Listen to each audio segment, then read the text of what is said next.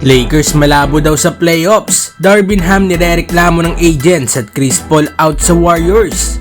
So parang aso ng balita mga idol ay patungkol sa Golden State Warriors.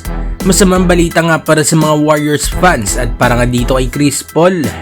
Dahil ayon nga sa balita ay mawawala nga ng 4 to 6 weeks si Chris Paul matapos nga ang successful na surgery nito sa kanyang fractured left hand.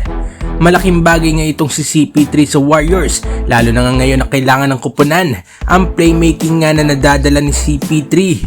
Malaking kawalan nga para sa Warriors itong si CP3, lalo pat naghahabol nga mga ito ng panalo.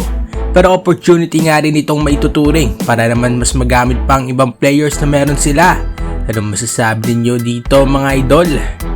At para naman sa sunod na balita ay patungkol naman sa head coach ng Los Angeles Lakers. Well, nakaraan nga ay nabalita na merong disconnection sa pagitan ni Darvin Ham at ng mga players ito dahil nga daw sa inconsistent na lineup nito at pangit na rotation.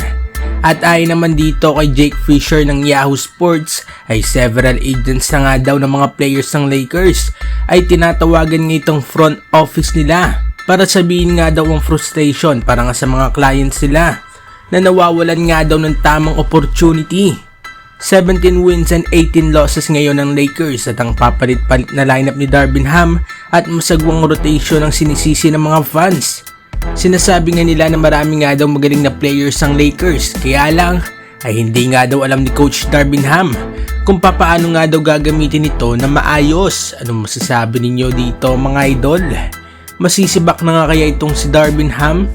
At para naman sa uling balita ay patungkol sa Los Angeles Lakers. Matapos nga ng mga off-season moves ng Lakers, isa nga sila sa mga kupunan on paper na may tuturing na isang legit contender.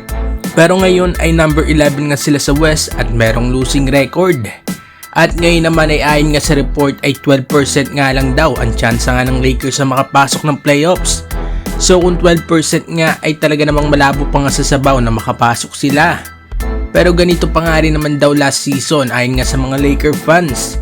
Kung saan nga ay kahit purok 13 nga sila last season ay nagawa pa nga rin nila makapasok ng playoffs at umabot nga daw ng Western Conference Finals. Pero sa roster nga na meron sila ngayon at sa inconsistency na pinapakita nila ay posible pa nga kaya na makapasok ang Lakers sa playoffs?